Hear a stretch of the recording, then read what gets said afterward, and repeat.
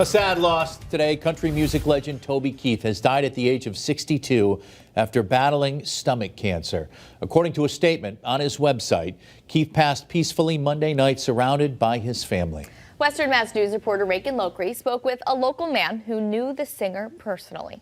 You know, there's only one Toby Keith. You know, there's nobody like him out there. John Giuliano is the co-owner of Mellowship Entertainment, and he's helped bring big-name country acts here to Western Mass to perform at the Big E since the late 80s. His only regret is he never scored the late Toby Keith. However, Giuliano tells Western Mass News he's lucky enough to have met the star in person on more than one occasion, including at his first ever showcase in Nashville in the early 90s before he was a country music legend. We'd go to a conference every year in Nashville, and they would always bring their newest, the agents would bring their newest and hottest acts to perform for the buyers.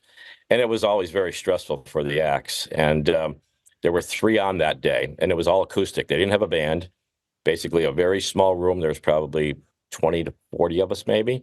And there were 2 other artists, and then there was Toby.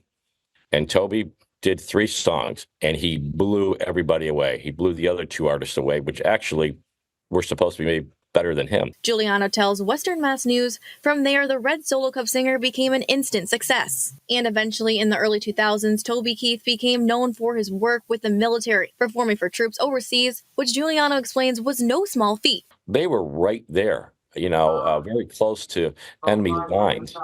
And as we know, all those countries are so volatile today. Here he is landing in the middle of Iraq or Iran or wherever. And, you know, it's not as safe as you would think it would be. So, but he didn't care. He had a job to do, and he wanted to perform for the troops, and he was going to do it.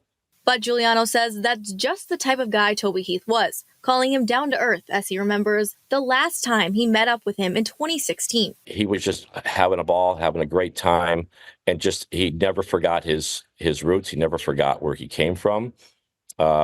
Meeting him back then in the 90s, he still remembered, you know, and just a very down-to-earth guy. Keith leaves behind a wife, Tricia, and 3 children. Reporting for Western Mass News, I'm Reagan Lockery.